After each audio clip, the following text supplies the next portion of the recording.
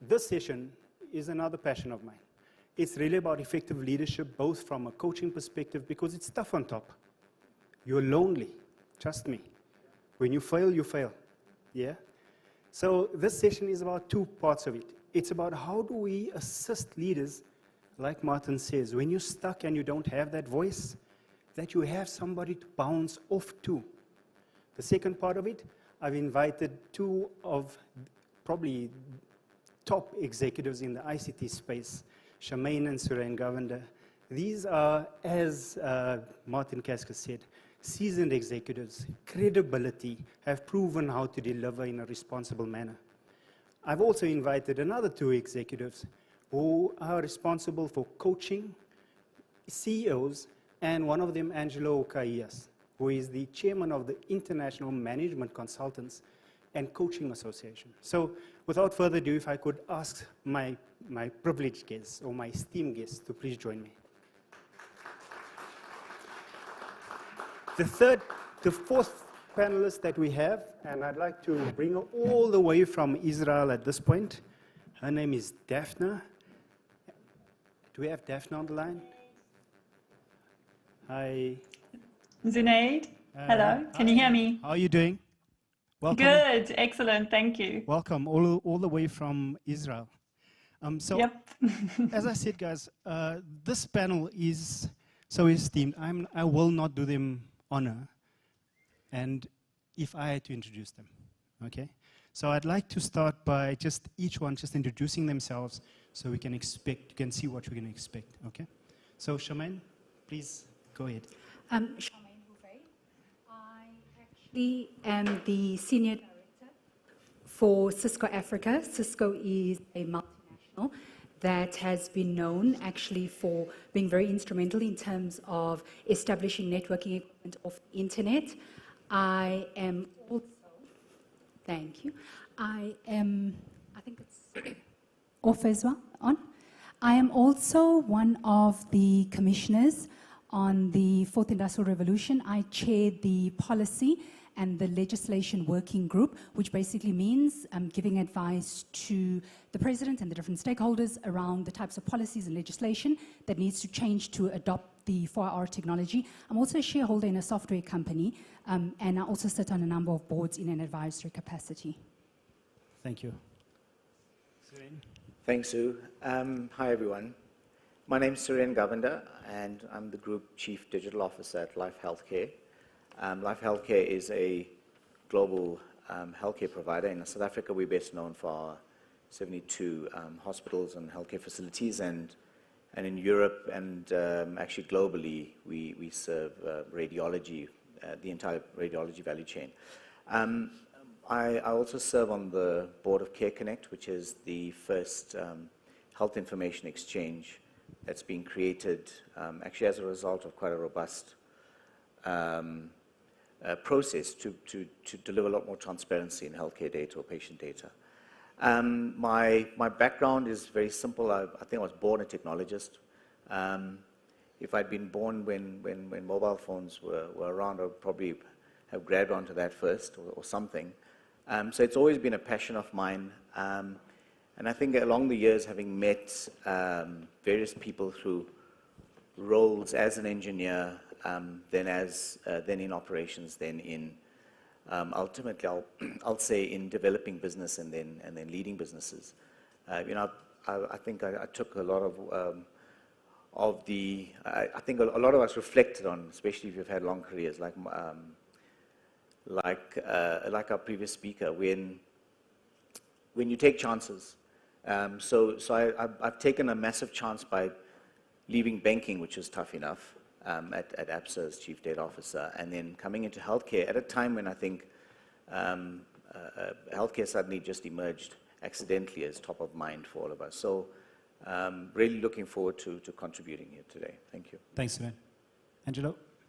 Hi, everybody. I'm Angelo Caillas. It sounds a bit boomy, but that's fine. What can I tell you? I like to start off by saying I'm a rocket scientist, a theoretical physicist and mathematician, but I went astray somewhere along the line and I became a consultant. I have over 40 years of business experience, but my passion lies in two areas. One is entrepreneurship and entrepreneurial development, and the other one is in the building of professional advisors, which is what I stand for in the Institute. And those two passions actually come together quite often. The only exception on the entrepreneurial side is the CEOs of corporates, because that's another area of passion, but it ties into the second area that I spoke about. So it's about building professional advisors and building entrepreneurs and building the leaders of the future. Thank you. Okay. Thanks, Angelo. And that we'll be speaking about that, the role of those advisors, because sometimes we have the wrong advisors, Mr. Kaskas. So we'll come back to that.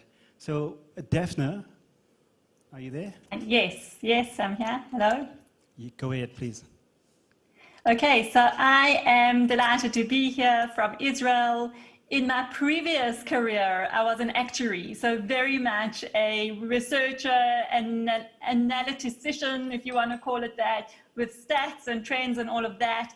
And I experienced firsthand, working in corporate, the leadership gap that exists. And my passion became to make a difference to leaders in this world, because that is what's going to carry us through the tough times, and that is what's going to see us through into a better world, which I think is something that we all want. So this is my passion and career at the moment. I'm a master certified coach with the International Coach Federation, and I'm CEO of my own company, Daphne Horowitz Leadership. And my passion and purpose is about developing leaders of the future. And I consider everyone a leader, and I work with CEOs and their teams to really make a difference to the world that we're living in. Okay, thanks. Okay, so while you're on the line, let's start with you. The first thing is we know that during this tough time, CEOs, leaders are going under tremendous pressure. They're under tremendous pressure to succeed, to provide that silver bullet. Yeah? As coaching CEOs and leaders, what are you seeing out there at the moment? And what is your role as a coach in terms of helping them through this? Yeah, thanks for that question. Excellent question. And I think that really what we want to be looking at is what are the new models of leadership. So I think this is something that we've experienced and discussed for years now. And at the same time, what COVID has brought to us is an almost boosted need to really look at what's required for the future. And that's why we called this session, What Got You Here Won't Get You There. Because the new there is filled with chaos and uncertainty, and it's going to require a certain model or a new model of leadership to really take us to the there that we want to be in, and we don't even know what that is. So for the first time, or maybe significantly for the first time, we have very, very little answers. And we already understand that leaders are not going to provide that silver bullet. They are not going to be the heroes who will lead us out of it. And that's what leaders really need to understand and grow into, is that we are going to do this as a community, as a collaborative effort. We're going to really need to know how to dance with uncertainty and chaos, how to lead in this global world that has all of a sudden become shrunk because of access to everyone. Look at me, I'm sitting in Israel and talking to you now. And all of this complexity requires a different kind of way of leading, a different mindset, a different way of collaboration, and certainly moving away from the model of I'm the hero because I'm the leader and I'm going to give you the answers and I'm going to be that silver bullet who will get us through this. It just does not work like that anymore. Okay, superb. So if I'm hearing you correctly, from a coaching perspective, you have a major responsibility in terms of working with CEOs, in terms of how do they transform as they transform their businesses into the digital era. Do you feel that most CEOs are prepared for this transition? You know, I think most CEOs are preparing. I don't think there's a prepared for this transition, because I think the transition is continuing all the time. There is no point B that we are going to get to and then everything's done. This is the nature of the world that we're living in. We have to be agile, on our toes, and constantly evolving and developing. And that's what's required of our leaders. They need to understand, they first of all need to look inside. What is the mindset that is going to enable them to lead in this chaotic world, in this uncertainty, in this global workplace? How are they going to lead and bring together people and communities in a remote environment where you can't connect so easily. You're not going to walk past someone's desk and be able to have a little chat with him or her. You're going to have to make an effort to actually bring people together. And the only way we'll get through is by bringing people together from different parts of the world, different parts of industry. Wherever you're sitting, you've got a much bigger responsibility right now in terms of what it means to be a leader, how you're going to bring people together, and how you're going to traverse this transformational journey, both in the digital space and outside of it. So that's the other element, is bringing in that human factor, not forgetting about it as we undergo all these different levels of change. Okay. So before I get to Angelo, because this whole concept about coaching, I'd like to get to that next. But I'd like to go to Charmaine. Charmaine, you've been in this industry for a while, and what she didn't say is that she's a senior exec at Cisco as well. And you guys are seeing across your client base these CEOs performing and transforming, as we were told yesterday. What are the trends you're seeing? So I actually did tell them that I'm a senior executive looking after Cisco Africa. So I think one of, actually the first thing that comes to mind, which I think fascinates me, and I think just to take on from what Daphne is speaking about in terms of the core of technology, which for me is always humanity, is how for years we've been going backwards and forwards in the industry and so many verticals around how crucial work from home is.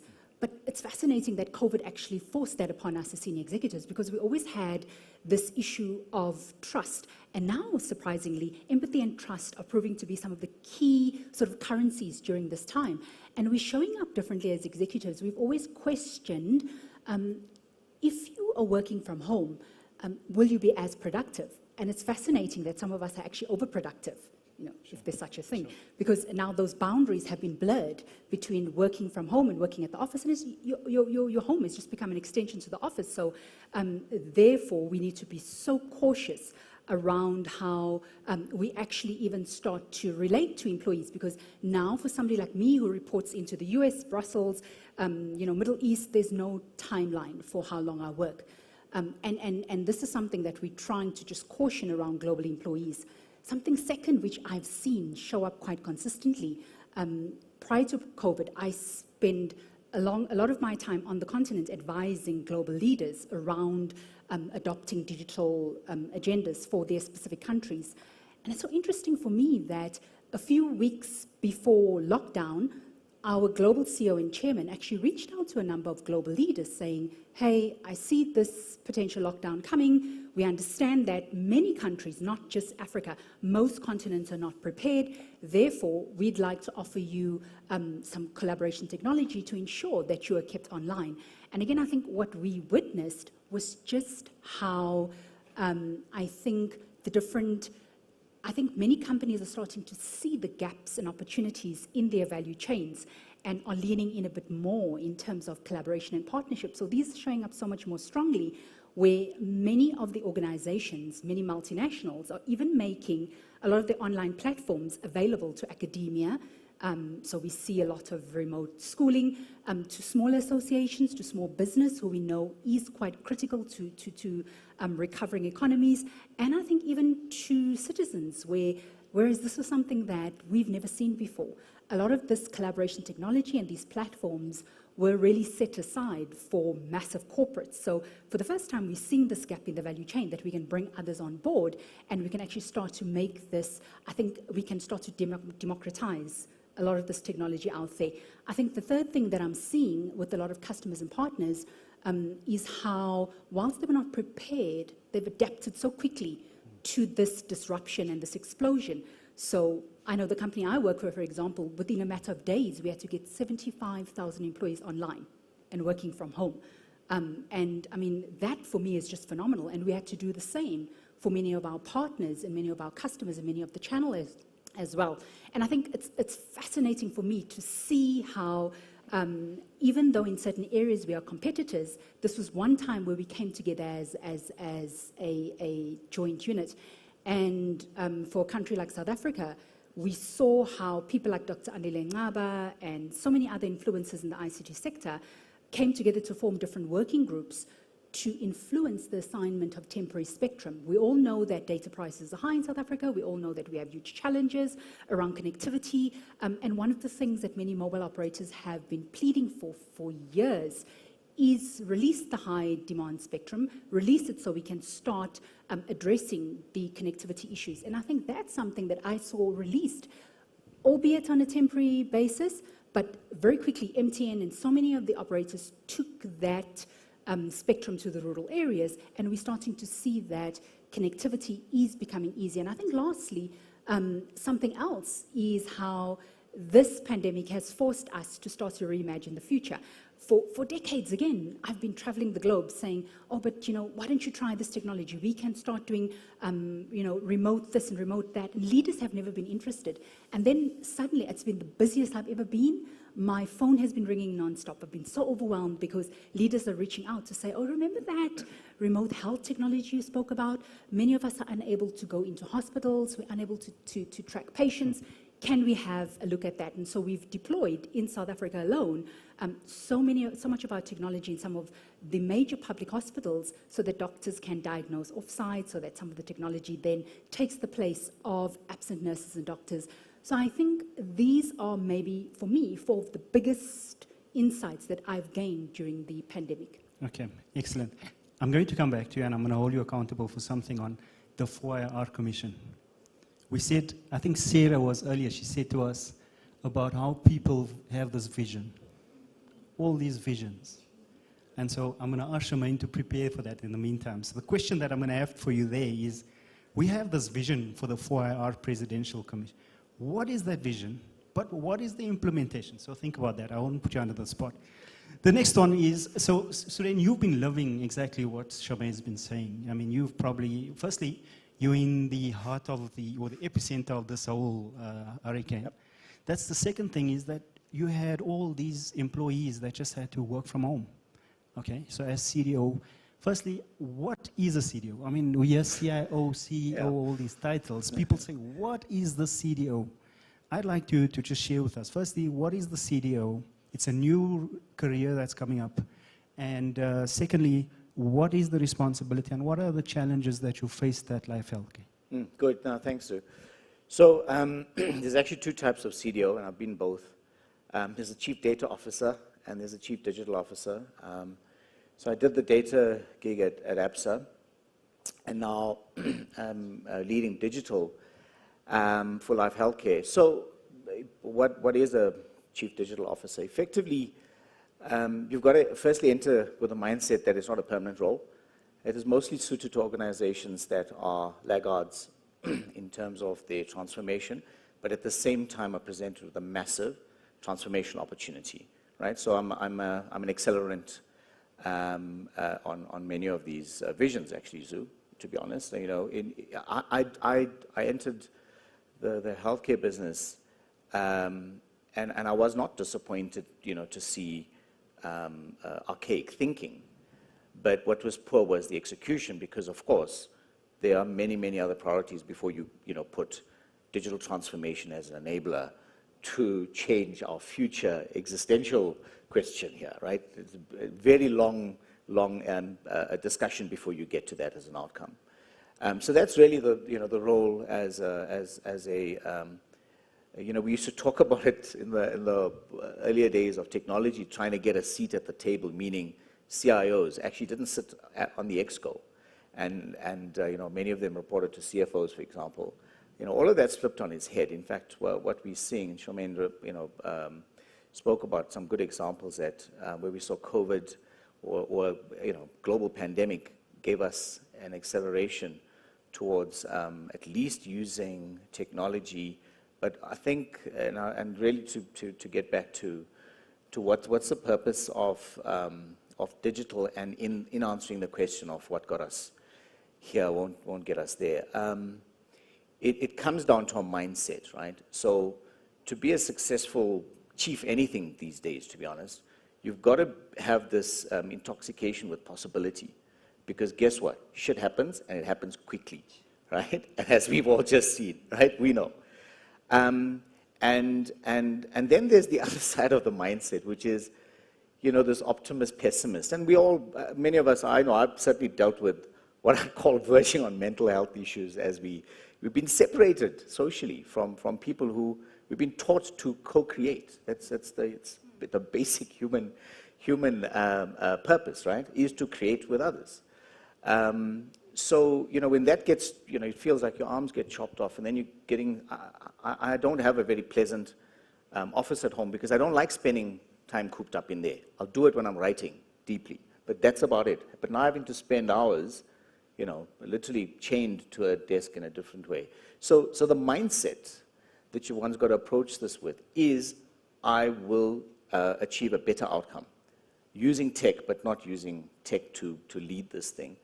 But a big part of the mindset is this being intoxicated with possibility, is that anything is possible for any chief, anything, both positive and negative. If you enter the sort of race with an optimistic mindset, remember in life, the same challenges and the same crises get presented to both optimists and pessimists. They both are inflicted with the same level of hurt or damage. But the optimist will come out of that with a still optimistic mindset, right? So that's the mindset, is that, yes, I can, right? I can. Dave, don't forget, give you the plug. But how I got here and why it won't get me there, one of the things that stands out is many of us have been immune to disruption. And I talk about this not necessarily only at a corporate success level, as individuals, or even in the careers we chose or the industries we find ourselves in. Healthcare has been almost immune to disruption. Why? Because the model we follow today is pretty much invented around the time of Florence Nightingale in the Crimean War, when she discovered, hey, I can actually make these field hospitals work in a hygienic way. So the model hasn't changed, and hence we don't go and disrupt it, because if you disrupt it, you're actually upending something that is foundational to basic services, healthcare, or it could be water, right? We've all had crazy ideas about how to address this water thing differently, but it's going to be too disruptive. So that's one side of disruption. I suppose topical these days is also some of us have been immune to corruption, and corruption in various forms, whether it is in a government space or even just morally corrupting an organization. We've had this immunity because of the level of power that we may have wielded over others. But mostly, what we need to reflect on is that when it comes to tech, I think we need to, if we are in a bad place, Charmaine's got the examples of CEOs and CIOs are calling her, file for tech bankruptcy and move on, right? Say, yeah, we've tried to piece this thing together, just move on. Spend the money, move on. If you can't spend the money, then actually cut down your dependency on tech because you're not ready. I think you've got to be honest with yourself around that. Something more contentious, though, around addressing or a previous mindset of what got us here to what won't get us there is, we've had this obsession with customers and outcomes for customers and satisfaction, etc. It's a lot of rubbish, actually. The customer needs to come second. We've obsessed with the customer at the expense of the people creating the value that we vision what that value might be. Let's have some obsession around our people, around the people who, and I've seen it in banking. It's kind of scary, so I wasn't there very long. Mostly because it becomes, you take these very smart people.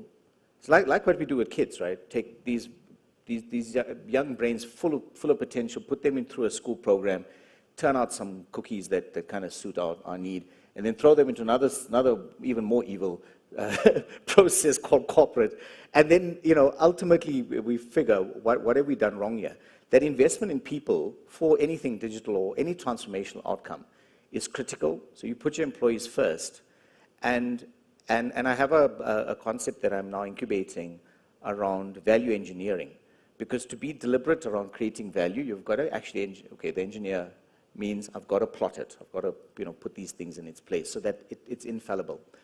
And And when you then refer to your employees as value creators, and then understand what amount of value or what role of value creation do they play in your value chains, as whatever value you're creating in your business or your government role for that matter,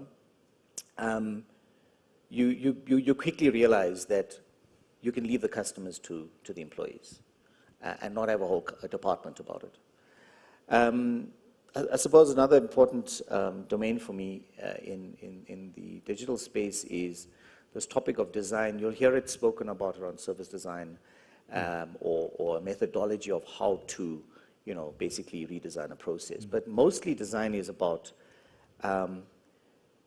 when something is thoughtfully and well designed, what it expresses is that you've designed with a level of care for how another human being is going to use that product or service, right? So I can design a copycat of my iPhone, right? And it may kind of look the same and feel the same, but it doesn't work the same. And that's actually Steve Jobs spoke about how design is about how it works. So in our business, providing healthcare, that's our product. Well, is it? No, our product is actually providing care, Sure. right? So you've got to design for care. How have you had nurses over the years designed for care? We haven't, right? We've designed for clinical outcomes and for clinical quality because there's an emphasis on providing or enhancing or at least maintaining the standard of life for someone who's ill. If anything, we're not the industry is not a healthcare industry, it's a sick care industry, right? So now I've got the opportunity to bring some tech to make people, I suppose, and this very, very, very scarce resource called a nurse, very essential resource called a nurse, needs to be augmented with some tech so that we can spend more time nursing and less time admin. And then ultimately, we've just had a new CEO start yesterday, a banker again coming into healthcare. I know, yeah, I'll have to teach him. That it's actually very complex now.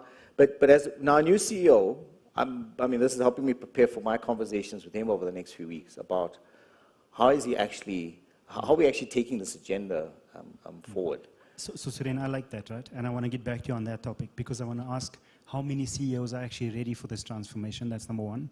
And number two, there's a difference between digitization and digitalization. Yeah. And I think a lot of people miss this thing. Yeah. And I'd like you to just touch on that, and I'd throw that between the two of you.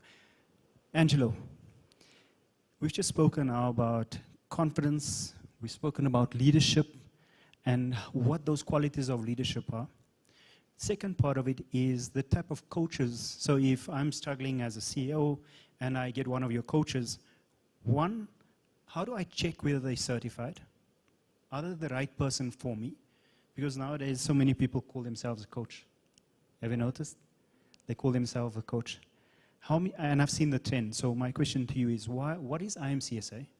And how do you help us make sure that we help people to become certified that would like to be a coach? A short question with a long answer, but I'll give you the essence of it. The IMCSA was founded in 1972, so it's been around for a long time. It was also one of the 10 founding members of the international body called CMC-Global, which now represents 50 countries. And part of the process was, how do we professionalize advisory services? And I'll get to coaching just now because we've gone on a very parallel basis for the two.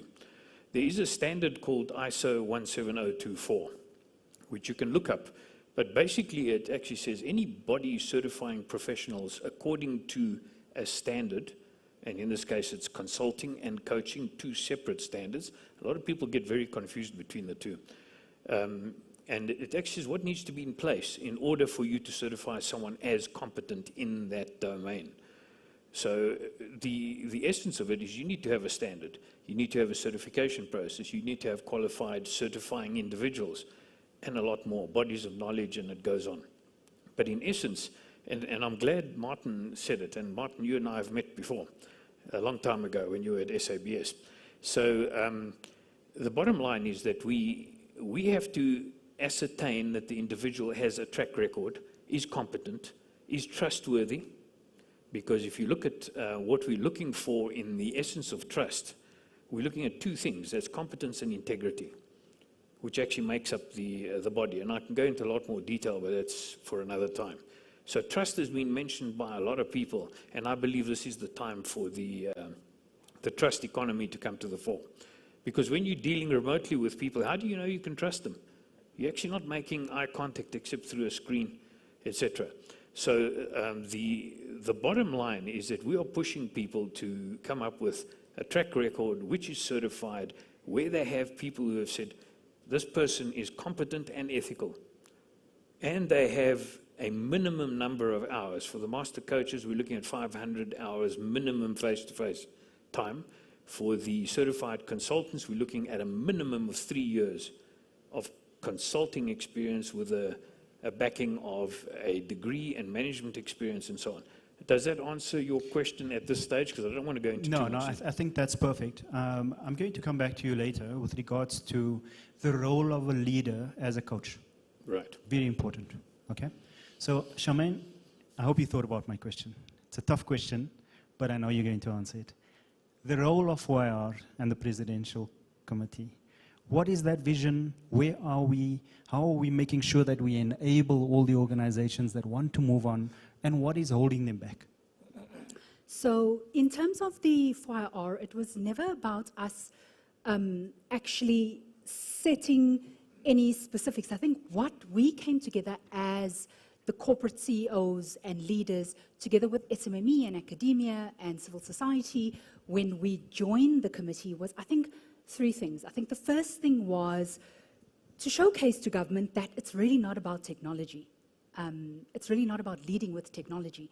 And I think we're trying to showcase to them as corporate entities, we're already way ahead of 4IR. 4IR is not an anomaly. It's nothing spectacular. It's nothing exciting. Many African countries have led with things like, blockchain and IoT, etc. And locally, there are dozens of examples, hundreds, if not that, where we already have so many of these sensors on cars. We have so many of these sensors on animals, especially the rhinos, who we know are under attack.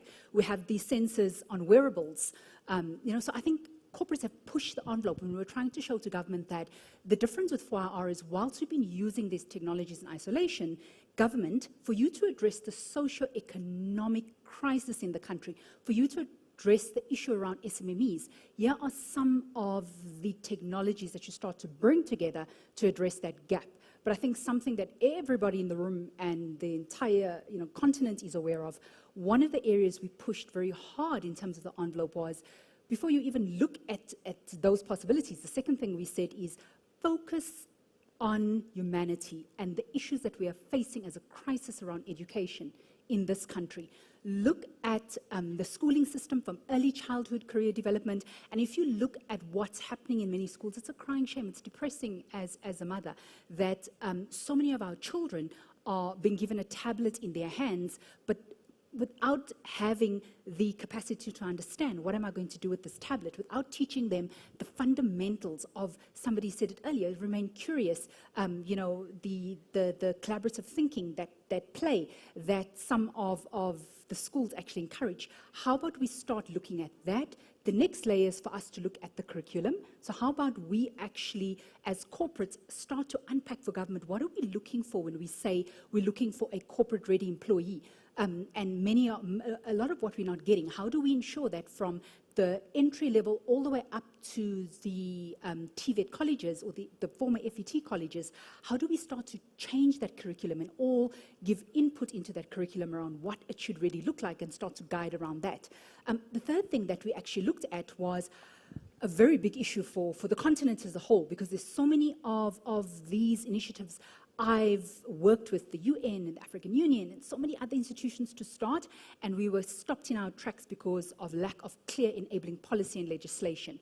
So how is it that you have so many duplicate and fragmented processes that all come from government entities, all attempting to do the same thing? So Telkom does the same thing, Broadband Infraco does the same thing, roads and rails, and we trying to do the same thing. How about we streamline that process and choose one player? So I think those are the top 3 things. It's just trying to prove that if we could just get one policy or one process corrected to say, how about we embrace the following? And I think, Suren actually mentioned it around a critical area of healthcare. How is it, we were just trying to showcase how difficult can it be for all of us to have digital records to ensure that every time you go, you don't have to look for your paper, you don't have to, have all of these fatalities simply because your script cannot be renewed online. These things are possible. I think we're trying to showcase to government the possibility. And I think a big step we did before that was to invest a lot of time and effort in providing this research to government by going to all of the other countries. And I know, again, something that not many South Africans were aware of was that, many countries globally are grappling with this concept of how do we really enable the converged technologies. How are we starting to see that there's a real sort of blur between the physical, the digital, and the cyber, and it's happening out there, but how do we really embrace it, and how do we actually narrate what we're doing? And we had done research from China, Japan, the UK, Philippines, so many of the other countries, and we realized that they were grappling with exactly what we were grappling with. They had all set up presidential commissions. Some of them called it Industry 4.0. Japan called it Industry 5.0. Some of them, when I was in Egypt last year with President Al-Sisi, he just launched the AI Council because he's clear that for his country, what he will lead with is AI. Dubai did the same. They appointed an AI minister because they're also clear that they're not interested in all the other 4R technologies. They're just interested in AI. And again, we were clear that we don't want to take a stance on one technology. We are clear that we're seeing IoT, we're seeing blockchain, we're seeing cybersecurity, we're seeing IoT, AI, machine learning. We're seeing all of these come together to start to change the narrative. So it was never, ever about anything else other than doing the research, providing the research to government, showing them that it is possible, also showing how other commissions that we reached out to and we discussed are also going through the similar debates with their presidents. And I think where we're at right now, we've presented our findings and recommendations to the president. President Ramaphosa has to take it through the different councils and structures. We had months and months of stakeholder engagements and public consultations, and I think the report is due to be released for further public consultation in October. Okay. And there are 8 key recommendations that come out in that report, but once the president approves and says he's happy with it, then that will actually be made online too. Okay. I recall heading up public sector for Dell. That's where I first met. One of the key things that happens is that you have all these forums, all these discussions, and to Oliver's point yesterday, there is ego, and some of the people's egos is greater than the competence or commitment. And I want to put that to you, ladies. Are we seeing that, or is that team actually working together to really push forward the agenda of the country? I'll ask that question afterwards. So then, do you want to come in terms of very quickly, the difference between how do you digitize your business and look at your operational excellence, and how do you look at obviously changing the model in terms of a digital space? Yeah, I think the misnomer around labeling everything digital has just sort of created more confusion there. So when we talk about digitizing something, it is literally the act of moving from analog to digital. We'll still talk about it. I want to digitize my frontline. What do I want to do? Take out paper. Fancy way of saying take out paper. If I want to digitalize my frontline, I'm going to add a lot more than just a device. In fact, this is the role where data plays a massive role in augmenting that individual, right? Actually, I have just a quick question for your audience who's in the room. How many of you think you have a high IQ? I'm sitting in a room full of dummies here. Come on. Okay, it is a trick question. Of course, high IQ. See it as something, okay, what am I going to do with it, right? Do you know you can enhance your IQ? In fact, many of you can actually score as a genius, as long as you've got your smartphone with you, right? Please tell me how, Suren. With your smartphone. But there's some serious research around cognitive augmentation, right? Now, what's this got to do with digitize and digitalize? Everything.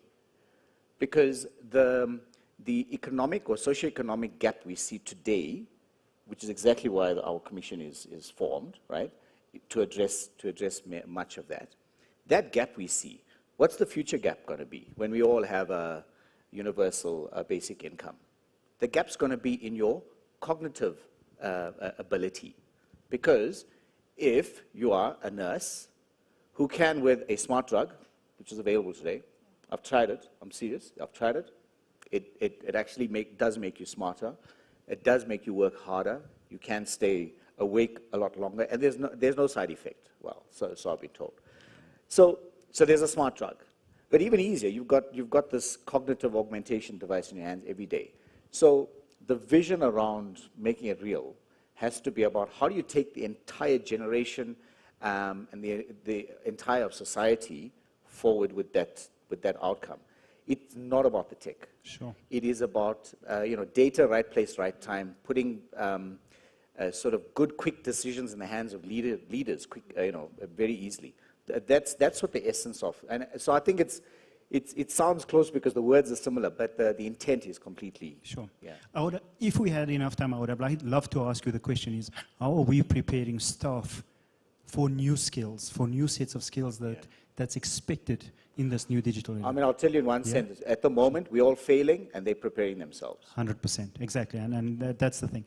So, Angelo, we have literally 2-3 minutes to wrap up.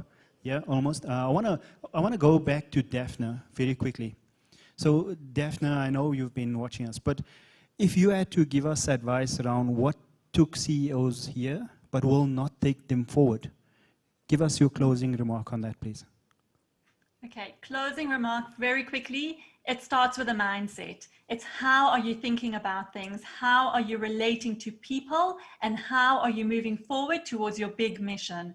And I will add to that no CEO can go it alone. Just like you need a broad team of experts around you to drive forward your targets and your measures and your performance, you need a team of experts around you to challenge your thinking and develop you further and help you hold yourself accountable to a way bigger mission. Because just like Suren said, the cognitive augmentation is there already in the technology. We need to keep our brains alive and our thinking challenged, moving forward, and we can't do that on our own. So surround yourself with people who are better than you, who are going to challenge your thinking, and who are going to help you drive yourself to even higher levels of success, achievement, and fulfillment. I will say that because it's a holistic thing. We're not looking at people as workhorses, regardless of what level of the organization you are.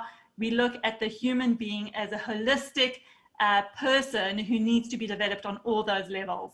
And that would be my closing remark. Thank you very much for having me here. I'm glad to say I'm living one of them already. I'm surrounded with greater people than I. So the second... That's a secret to success, by the way. Angelo, do you want to give us your closing remarks? Well, so much has been said already, but I think what is important in this turbulent age is to remain true to yourself, to keep learning, and to be uncomfortable with being uncomfortable, or being comfortable with being uncomfortable, whichever way you find it.